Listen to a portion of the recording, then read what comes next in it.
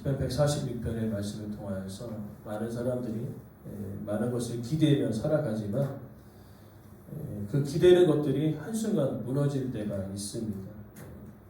갑자기 병이 들어 쓰러질 때도 있고, 또 때로는 통장의 잔고가 늘 넘쳤으면 좋겠지만 계속 줄어들고 있고, 건강도 하루아침에 무너질 때가 있고, 그러면서 우리는 이렇게 생각합니다. 내가 기대하는 것들이 결국엔 소망이 없구나. 그러면서 오늘 146편은요 아주 분명하게 방향을 제시합니다. 세상의 것들에 기대어 살 때 결국엔 소망이 없다. 그렇다면 어떻게 해야 되느냐? 바로 하나님께 소망을 두는 자가 복이 있다라고 선포하면서 그 인생이 왜 복이 되어지는지를 말씀 통해 함께 나누고자 합니다. 1절에서 2절은요 그 복이 되신 하나님을 찬양으로 선포합니다. 1절과 2절 할렐루야 내 영혼아 여호와를 찬양하라. 나의 생전의 여호와를 찬양하며 나의 평생에 하나님을 찬송하리로다. 즉 찬양의 대상은 사람이 될 수 없고 오직 하나님밖에 없음을 시인은 고백하고 있는 것입니다. 왜 하나님밖에 찬양의 대상이 될 수 없는가? 이유를 3절부터 5절에 밝히고 있는데, 귀인들 의지하지 말고 도움이 없는 인생 의지하지 말고 호흡이 끊어지면 흙으로 돌아가니까. 그러나 5절에 하나님의 자기의 도움으로 사는 자는 복이 있다. 그 의미는 무엇입니까? 우리는요 눈에 보여지는 것들을 의지하며 살아갑니다. 여기 귀인들 또 인생들이라고 이야기하고 있지만 세상의 권력과 세상의 모든 지위와 또 명예는요 오늘 본문 보니까 호흡이 끊어지면 흙으로 돌아간다. 즉 아무리 많은 것을 붙들고 있어도 아무리 많은 것을 가지고 있어도 결국에는 흙으로 돌아가는 그 죽음 앞에는 아무것도 아님을 고백하고 있는 것입니다. 그러면서 그들에게 이야기하는 것은 그들이 아무리 뛰어나봤자 그들의 권세와 명예와 능력은 한계가 있다는 것입니다. 즉 그들의 인생을 무시하는 것이 아닙니다. 그들의 힘을 무시하는 것이 아니지만은 돈과 권세가 한두 번은 도와줄 수 있습니다. 명예는 한두 번 도와줄 수 있습니다. 그러나 중요한 것은요, 그 돈과 명예가 사람을 구원해내지 못한다는 것입니다. 자신을 구원해낼 수 없다는 것입니다. 그럼 구원의 문제는 어디에 있습니까? 바로 하나님께 있음을 고백하고 있는 것입니다. 아무리 많은 것을 가지고 아무리 건강하여도 그것은 구원해낼 수 없다는 것이죠. 오직 구원의 은혜는 하나님께만 있음을 우리가 기억하라고 이야기하면서 이어지는 6절부터 10절의 내용은 왜 이 구원의 은혜가 하나님께 있으며 또 하나님께만 소망을 둘 수밖에 없는가? 바로 하나님에 대하여서 총 10가지를 서술하고 있습니다. 하나님이 왜 대단하신가? 6절에 만물의 창조주가 되시기 때문에 그렇습니다. 사람이 아무리 대단할지라도 사람은요 하나님께서 주어진 상황과 환경을 가지고 무엇을 만들어낼 수 있지 무에서 유를 창조해내지는 못한다는 것입니다. 아무리 뛰어날지라도. 그러나 하나님은 없는 것에서 있는 것으로 불가능한 것을 가능케 하신 그 만물의 창조주가 되심을 선포하고 있습니다. 그리고 이어지는 내용은 6절에 영원히 진실함을 지키신다. 즉 약속을 지키시는 신실하신 하나님을 이야기하고 있습니다. 우리가 주일에 이야기한 대로 우리가 아무리 약속을 지키려고 노력하지만 때로는 상황과 환경 때문에 그 약속을 지키지 못할 때가 있습니다.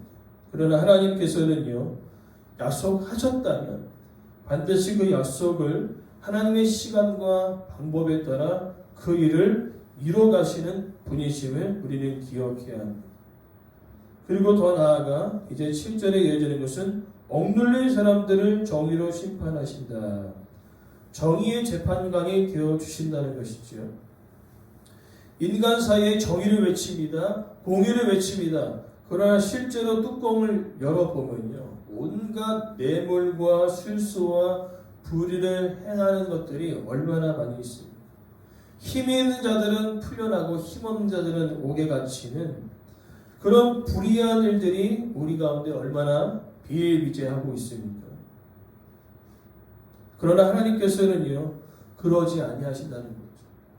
약한 자나 가난한 자나 부한 자나 언제나 공평하고 정의롭게 그 일들을 행하시는 하나님 되심을 선포하고 있습니다.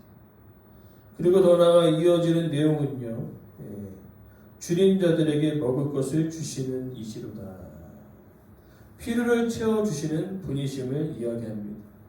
여기 줄이다라는 표현은요, 여러 가지 의미로 해석되어집니다. 돈과 건강과 자녀와 지위와 모든 부분에서 결핍의 부분들이 우리 가운데 있으나 하나님은요, 그 모든 결핍의 부분들을 누구보다 우리보다 잘 아시는 하나님께서 공급하시는 하나님 되심을 이야기하고 있습니다. 그리고 이어져서 갇힌 자들에게 자유를 주시는도다. 7절 말씀 보니까요, 하나님은 해방자와 구원자가 되어 주신다는 것입니다. 이스라엘 역사 가운데 애굽의 포로에 있을 때에도 사사시대에 주변의 모든 나라들의 침략으로부터 그리고 아수르와 바벨론의 침략으로부터 하나님은 구원을 내셨고 그들을 포로에서 귀환함을 통하여 그들에게 참된 자유를 주신 하나님 되심을 이야기하고 있습니다. 그래서 총 지금 5개를 살펴봤죠. 만물의 창조주, 약속을 지키시고 정의의 재판관이 되시고 필요를 채우시고 그리고 해방자와 구원자가 되어 주신다. 그리고 6번째는요, 오늘 본문을 보니까 8절에 맹인들의 눈을 여시며 하나님은 치료자가 되어 주신다는 것입니다.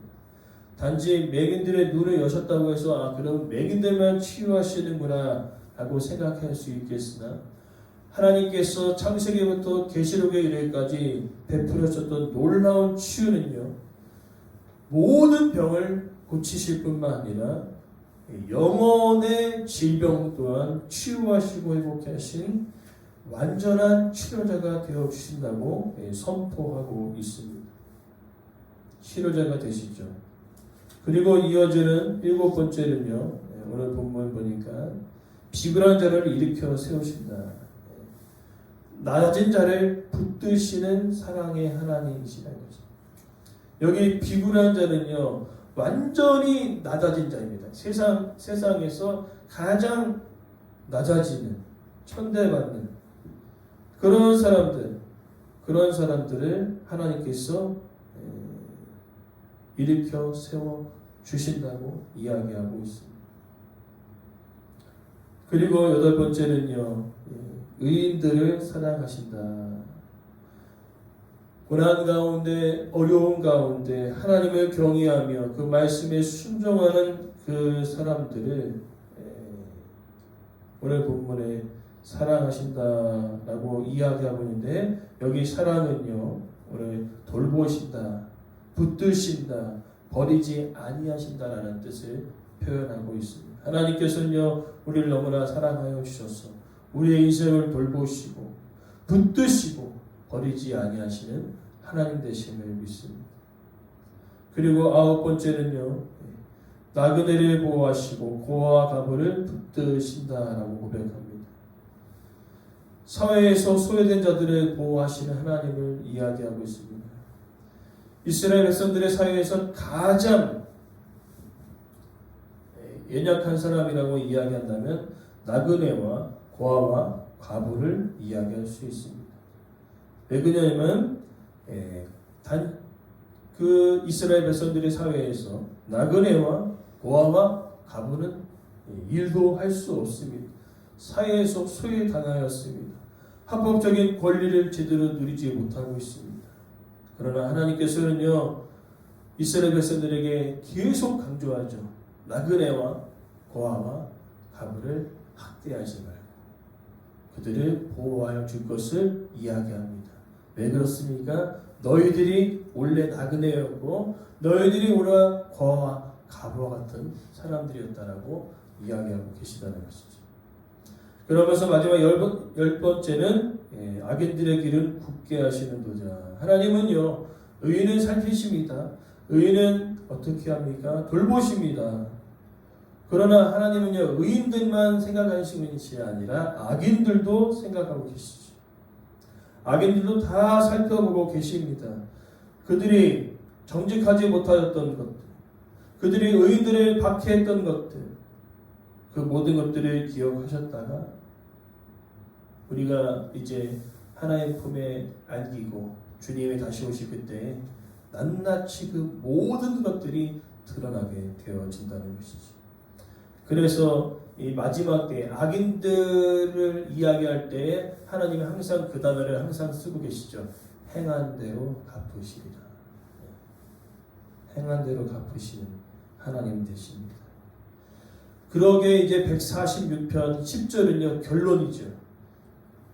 하나님께 소망을 우리가 둘 수 있는 이유는 총 10가지를 쭉 나열해가면서 하나님이 이런 분이시기 때문에 우리가 소망을 줄 수 있다.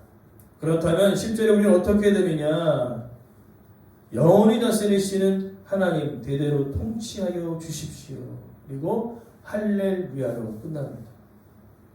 자, 이 단어가 아주 중요한데 영원히 다스리신다는 이 의미는요, 앞에서 이 10가지 하나님을 우리가 살펴보지 않았습니까? 하나님은 어떻습니까? 보호하시고 인도하시고 돌보시고 지키시고 인도하시는 그 모든 일련의 과정들을 한 번만, 우리 인생에 한 번만 행하시는 것이 아니라는 거죠.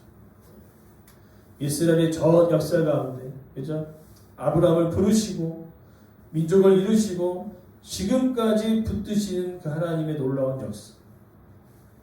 이스라엘 백성들만 붙드신 것이 아니라 오늘 우리의 인생 전 인생 가운데 붙들어주신 놀라운 그 은혜, 영원히 다스리시는 도다. 하나님의 돌보심과 사랑과 공의와 놀라운 치유와 회복의 은혜는요, 단지 단 한순간만이 이루어지는 것이 아니라 우리 인생 전반에 가득 넘치게 됨을 고백하면서 하나님, 내 인생을 다스려 주시옵소서 라고 고백하며 찬양하며 시인을 마치는 것처럼 오늘 우리의 인생도 하나님께서 대대로 영원토록 우리 전 인생 가운데 우리를 다스리시고 돌보아 주실 줄 믿습니다. 그래서 그 은혜를 누린 사람은요, 마지막에 이렇게 고백하죠. 할렐루야. 네, 그렇습니다. 내가 하나님만을 찬양하겠습니다. 오늘 말씀 우리가 마무리하면서 하나님은 이런 하나님이시죠.